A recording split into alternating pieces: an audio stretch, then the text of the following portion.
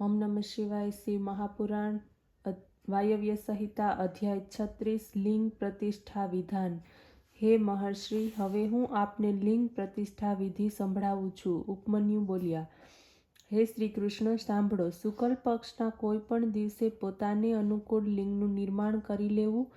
શિવશાસ્ત્રની વિધિ પ્રમાણે જ એ નિર્માણ કરવું. સર્વપ્રથમ ગણેશ પૂજન કરીને શુદ્ધ સ્નાનાદિક કરીને એ સમયે સ્નાનાર્થ લિંગને સ્નાન માટે લઈ જવું. એ પછી શિવશાસ્ત્રની મર્યાદાથી કુમકુમ કેસર આદિથી સુવર્ણ શલાકા દ્વારા શ્લોક લખવા.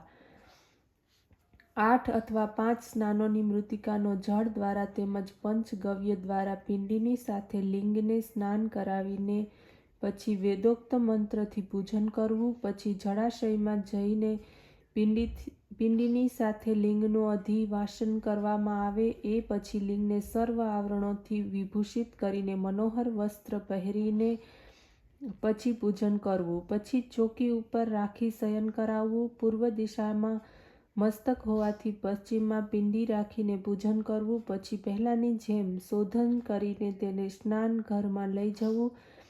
ત્યાં શુદ્ધ જળ દ્વારા સ્નાન કરાવવું. પછી ક્રમશઃ પૂજન કરવું.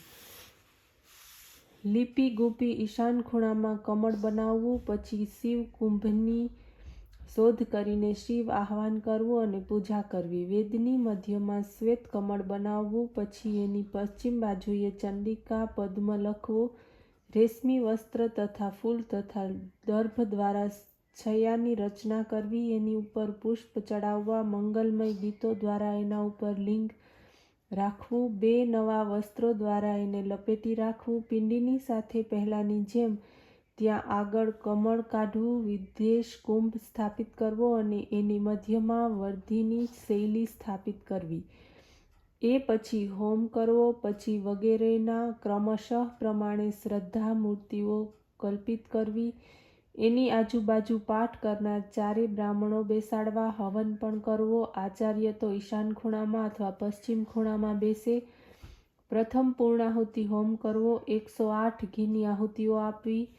એ પછી 7 દ્રવ્યોની સાથે 100 અથવા 50 આહુતિ નાખવી. આ પ્રમાણે હવન કરીને વેદીને સ્પર્શ કરી અને દક્ષિણા આપવી.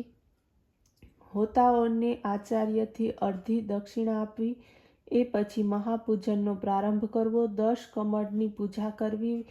શિવ કળશના જળમાં શિવ મંત્ર ભણીને અંગુષ્ઠ તથા અનામિકા દ્વારા મૃત્તિકા લઈને મંત્ર જપવો. એ પછી મંત્ર જપીને આચાર્યે લિંગની મધ્યમાં વિદ્યાશક્તિનો નાશ કરવો. પછી શિવ ઘટના જળ દ્વારા પિંડનું લિંગ અભિષિક્ત કરે.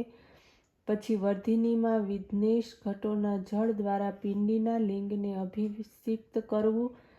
આસનની કલ્પના કરવી. પંચન્યાસ કલા દ્વારા દીપ્ત લિંગનું સ્મરણ કરવું. પછી ઉત્તર અથવા પૂર્વાભિમુખ બનીને હાથ જોડવા. શિવ પાર્વતીનું આહ્વાન કરવું. ધ્યાન એ રીતે કરવું કે ભગવાન શંકર પાર્વતીની સાથે વૃષાભારૂઢ થઈને આકાશ માર્ગે આવી રહ્યા છે. પછી પંચોપચાર પૂજા કરવી. પૂજન કરવું. આ પંચોપચારથી વધીને અન્ય કોઈ પૂજા નથી. લિંગની પ્રતિષ્ઠાના જેવી અન્ય કોઈ પૂજા નથી. લિંગની પ્રતિષ્ઠાના જેવી અન્ય મૂર્તિઓ પ્રતિષ્ઠા કરવી યોગ્ય છે. જળાધિવાસની છૈયા પર પ્રતિમાની નીચે મુખે શયન કરાવવું. પોતાના હૃદયમાં એ પ્રતિમાને સ્થાપિત કરવી. જેને મંત્રો દ્વારા ઘટના જળથી શયન કરાવવામાં આવ્યું હોય. જો શક્તિ હોય તો પ્રથમ મંદિર બનાવીને પ્રતિષ્ઠા કરવી. નાના લિંગનું નિર્માણ કરીને જ્યારે ઉત્તરાયણ આવે ત્યારે શુક્લ પક્ષના શુભ દિન, શુભ દેશ, શુભ કાળ જોઈને વેદી નિર્માણ કરવી. ત્યાં કમળ નિર્મિત વગેરે તેની ઉપર પુષ્પદળ વગેરે વેરી એની 4 બાજુએ 4 કળશ મૂકવા. 5 બ્રહ્મ તેમજ 5 બીજ એનામાં સ્થાપિત કરીને પૂજવા. મુદ્રા પ્રદર્શન કરવું. લિંગને ઉત્તર દિશા તરફ ફૂલથી ઢાંકીને રાખવું અને એના મસ્તક ઉપર ફૂલ ચડાવવા. પ્રોક્ષણી પાત્રમાં જળથી પ્રોક્ષણી ઉપર જળ ચડાવવું. ફૂલની પૂજા કરવી. ઈશાનથી મૂકવામાં આવેલા વિદ્યાકુંભોના જળ દ્વારા જયનાદ કરતા.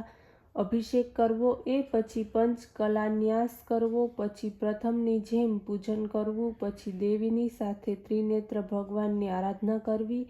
જો કોઈ અંગભંગ સૂચક લક્ષણ જોવામાં આવે કે અગ્નિ દૂષિત થયો હોય તો એને કોઈ જળાશયમાં નાખી દેવું. જો સાંધી શકાય તેમ હોય તો જોડીને ફરીથી એની વિધિપૂર્વક પ્રતિષ્ઠા કરવી. એક દિવસની પૂજાનો વ્યુક્ત ક્રમ થાય તો બીજે દિવસે બમણી પૂજા કરવી. ઓમ નમઃ શિવાય.